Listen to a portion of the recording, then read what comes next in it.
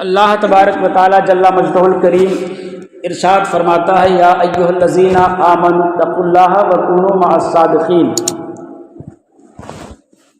اے ایمان والو اللہ سے ڈرو اور سچوں کے ساتھ ہو جاؤ۔ اس آیت کریمہ میں رب تبارک و تعالی جو خطاب فرما رہا ہے وہ ایمان والوں سے، اے ایمان والو اتقوا اللہ، اللہ سے ڈرو، وکونوا مع الصادقین، اور سچوں کے ساتھ ہو جاؤ۔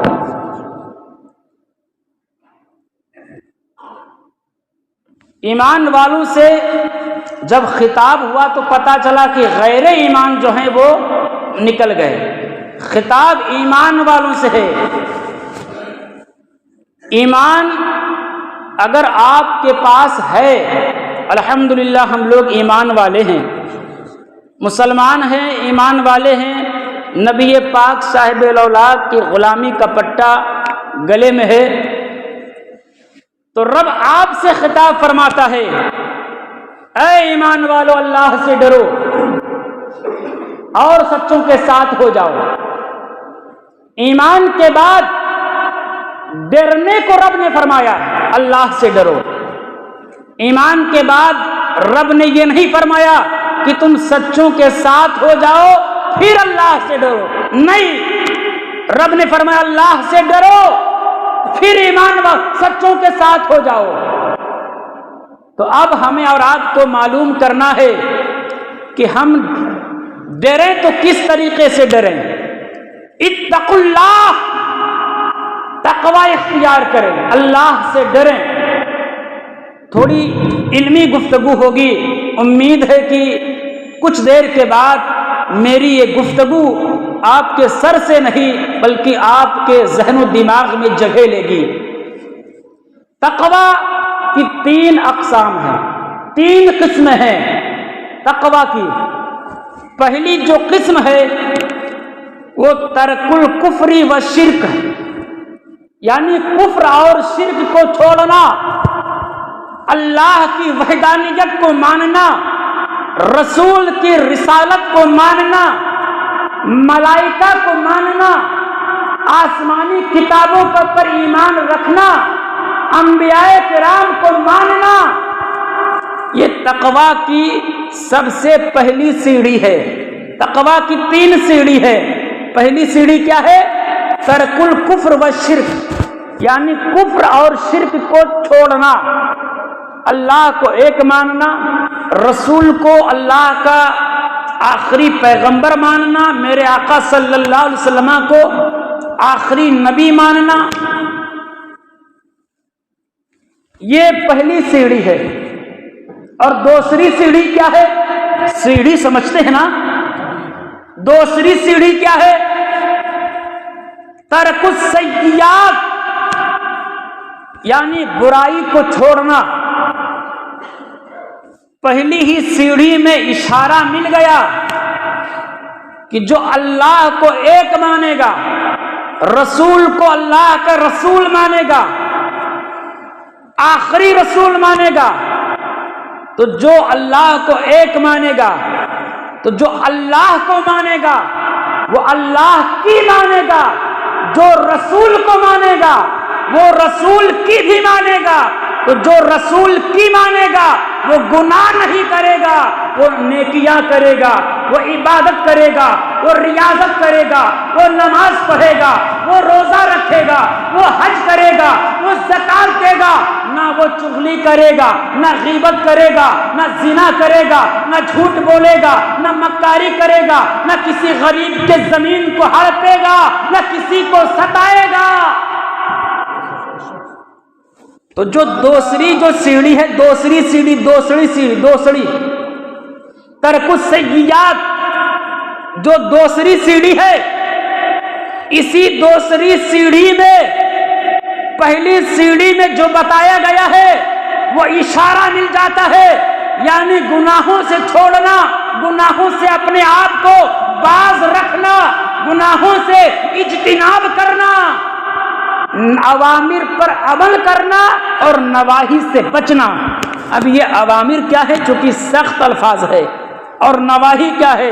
آسان لفظوں میں سنو، اللہ نے جن جن چیزوں کو کرنے کے لیے کہا ہے ان چیزوں کو کرنا، اور جن جن چیزوں کو رب نے کرنے کے لیے نہیں کہا ہے ان چیزوں سے اپنے آپ کو بچا لینا، یہی نواہی ہے۔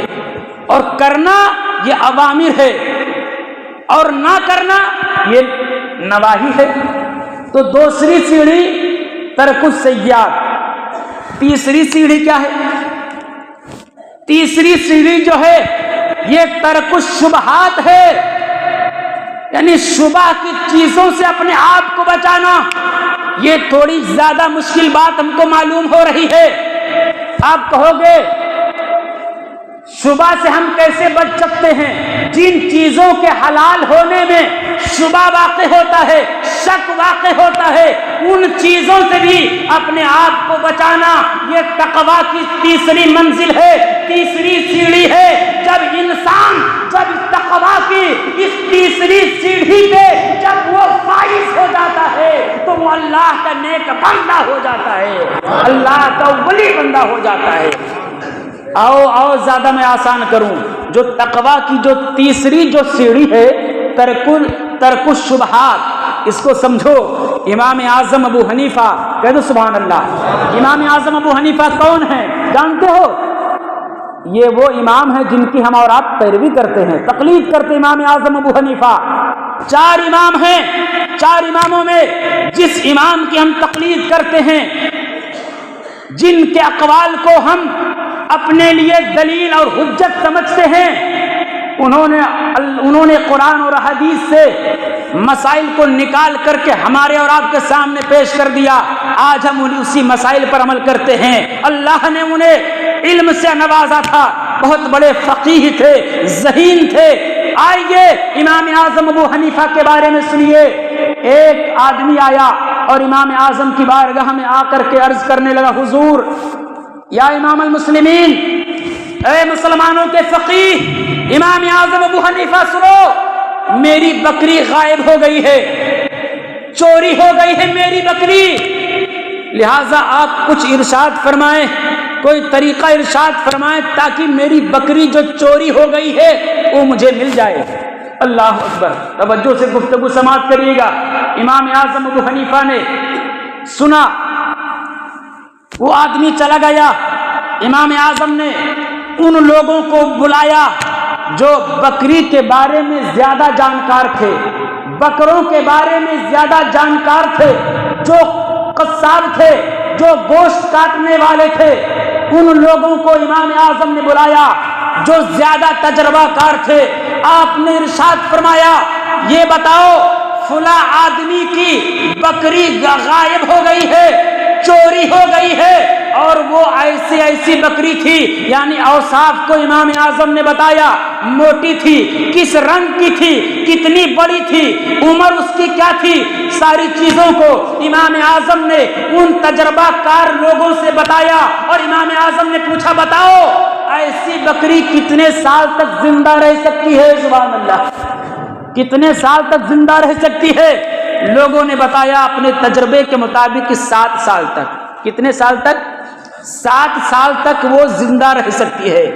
امام اعظم ابو حنیفہ رضی اللہ تعالی عنہ نے سنا اور آپ نے اپنے خادموں سے ارشاد فرمایا، اے میرے خادموں، اب مجھے بکری کا گوشت نہیں کھانا ہے۔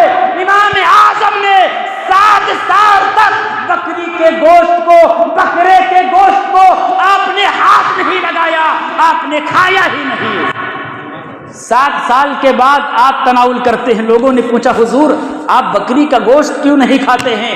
آپ نے ارشاد فرمایا، اس لیے میں نہیں کھاتا ہوں کہ فلاں دن فلاں آدمی میرے پاس آیا تھا اور اس نے کہا تھا کہ میری بکری چوری ہو گئی ہے، اور جب مجھے معلوم ہو گیا کہ اس کی بکری چوری ہو گئی ہے تو میں نے سمجھا کہ ہو سکتا ہے کوئی اس بکری کو لے جا کر کے گوشت کاٹنے والوں کے ہاتھ میں بیچ دے، اور وہ گوشت بیچنے والا، گوشت کاٹنے والا اس بکری کو ذبح کر کے گوشت کو بیچے، اور وہ گوشت میرے تھالے میں، میرے ڈش اور تخت میں آ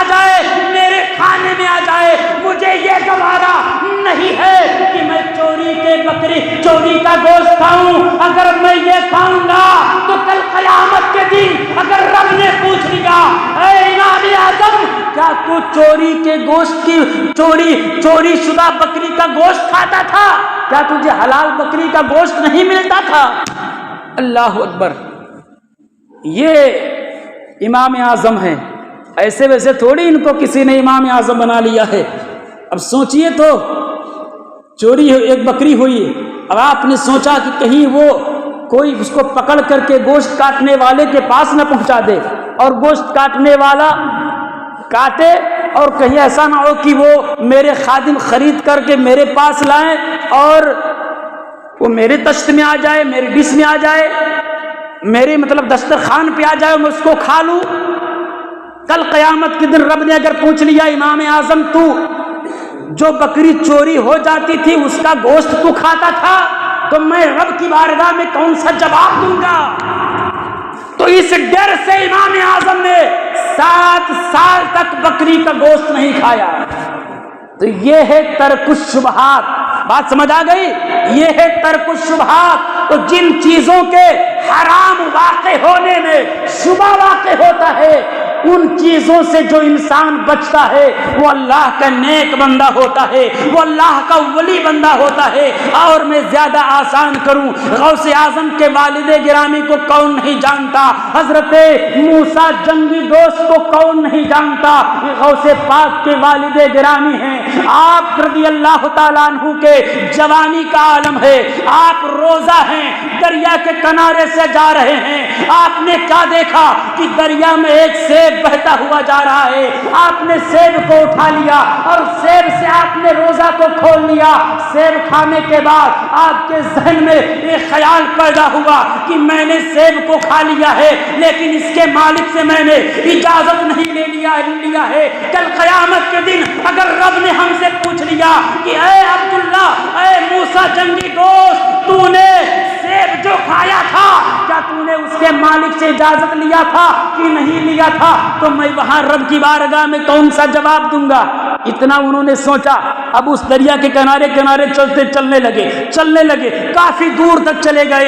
ایک باغ نظر آیا، چونکہ یہ تو طویل واقعہ ہے، میں اشارہ دینا چاہتا ہوں کہ ایک باغ نظر آیا، اور وہ باغ کے جو خوشے تھے، جو شاخیں تھی، وہ سیب کی شاخیں، اور سیب کا درخت، ایپل کا درخت، اس کی شاخیں دریا میں لڑکی ہوئی تھی۔ آپ کو یقین ہو گیا کہ اسی درخت کا پھل وہ بہ کے گیا اور میں نے کھا لیا۔ آپ نے لوگوں سے معلوم کیا کہ اس کا مالک کون ہے، بتایا گیا کہ فلاں جگہ پہ رہتے ہیں، وہاں پہ جاؤ۔ آپ وہاں جاتے ہیں، وہاں جانے کے بعد آپ پورا ماجرا بیان کرتے ہیں۔ ان کا نام تھا حضرت عبداللہ